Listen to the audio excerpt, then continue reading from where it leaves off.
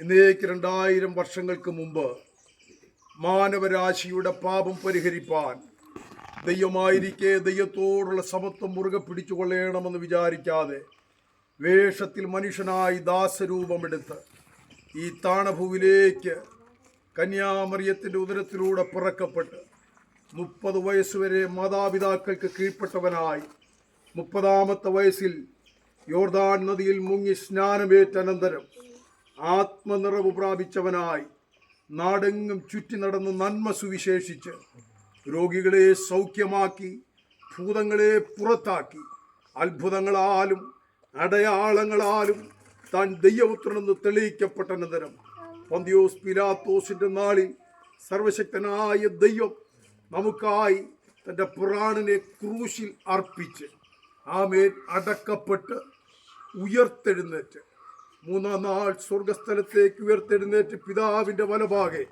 നമുക്കായി അവൻ മധ്യസ്ഥത അണയ്ക്കുകയും തങ്കൽ ആശ്രയിക്കുന്ന വിശുദ്ധന്മാരെ ചേർക്കാൻ നമ്മുടെ കർത്താവ് മടങ്ങി വരുന്ന ദൈവമാണെന്ന് ആമേൻ പ്രിയ തുല വിശ്വസിക്കുന്നുവോ? വിശ്വസിക്കുന്നവരെ സ്നാനപ്പെടുത്തണമെന്ന് ദൈവത്തിൻ്റെ കൽപ്പനയും അപ്പോസ്തോലിക ഉപദേശവും പ്രിയ തുലയുടെ വായിലെ സാക്ഷി മൊഴിപ്രകാരം ഞാൻ നിന്നെ പിതാവിൻ്റെയും പുത്രൻ്റെയും പരിശുദ്ധാത്മാവിൻ്റെയും നാമത്തിൽ ഈ ജലത്തിൽ സ്നാനപ്പെടുത്തുകയാണ്. ജയം ജയം ഹല്ലേലൂയ ജയം ജയം മരണപര്യന്തം വിശ്വസ്തയായിരിക്കാം.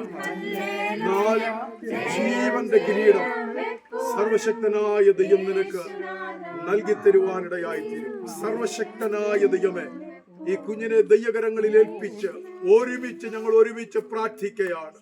ഉടരമന ഘടക ജലരമന യടക ജഗലകടയ ആമേൻ. അനുഗ്രഹീതമായ ഒരു നല്ല ക്രിസ്തീയ ജീവിതം നയിപ്പാൻ ആവശ്യമായ എല്ലാ സ്വർഗീയ നിറവുകളും ഈ തലമുറയ്ക്ക് മീതെ പകരേണ്ടതിനായി ഞങ്ങൾ ഒരുമിച്ച് പ്രാർത്ഥിച്ച് പിതൃപുത്ര പരിശുദ്ധാത്മാവിന്റെ നാമത്തിൽ തലമുറയെ അനുഗ്രഹിക്കുന്നു.